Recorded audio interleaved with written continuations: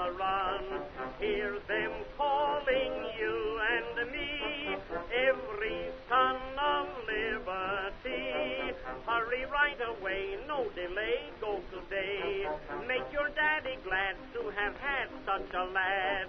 Tell your sweetheart not to pine, to be proud her boys in line. Back in World War I, our trusty men in the trenches were no match for the firepower that heavy machine guns could dish out. This resulted in a stalemate of trench warfare, meaning that neither of the opposing sides could advance. Finally, in 1917, 600 heavy tanks and 1,200 light tanks were made and sent to advance the forces.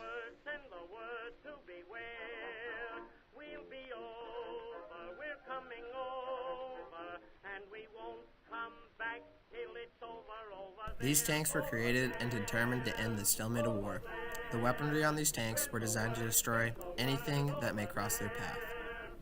The first tank ever was the Mark I, featuring 5 weapons situated around the vehicle.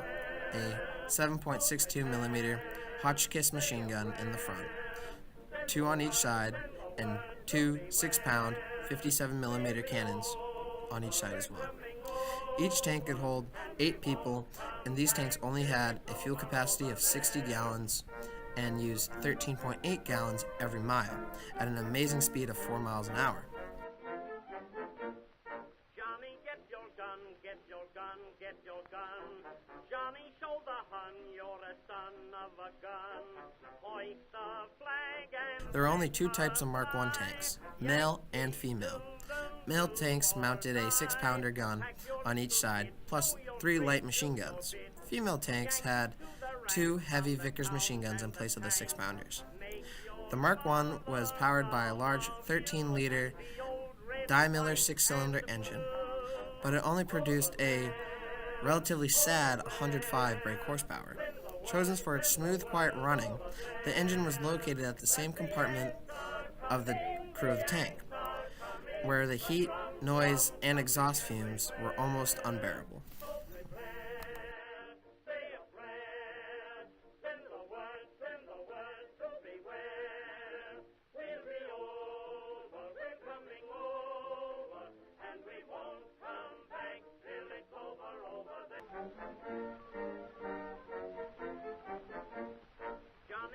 Design of the M1918 followed a thin, long-running link track-laying arrangement. The track system saddled the armored hull, which provided the housing of the crew of 2, the driver and the gunner. They sat side by side, as well as a power pack, ammunition, and fuel. The hull superstructure featured some sloped, angled surface to provide basic ballistic protection. Incorporated a gun, fitting a single 30-06 Springfield Browning machine gun. The gun was fixed to the front of the tank. The driver took up a position at the front right of the hull, with the gunner sitting to his left. Conditions were extremely cramped for the 2 men, as well as being very loud and quite smelly. At 3 tons, the vehicle fulfilled its intent, light combat role. It measured a length of 14 feet and a width and height of 6 feet. Power was served through 2 coupled Model T 4-cylinder water-cooled automobile engines, developing 90 horsepower, and was tied to a Ford planetary gearbox, allowing for variable speed performance as required. The power-to-rate arrangement provided a top speed of just 8 miles per hour, with an optimal range equal to 34 miles.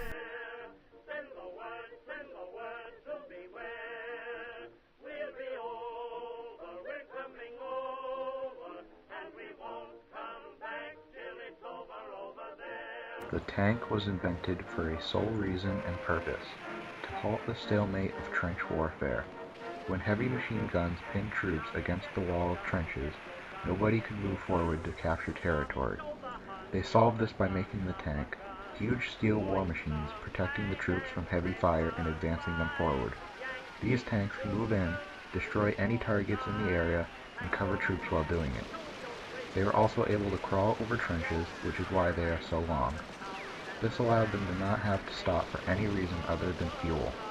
With these new machines clearing the path, through the opposing side, the troops could easily move and uphold their mission.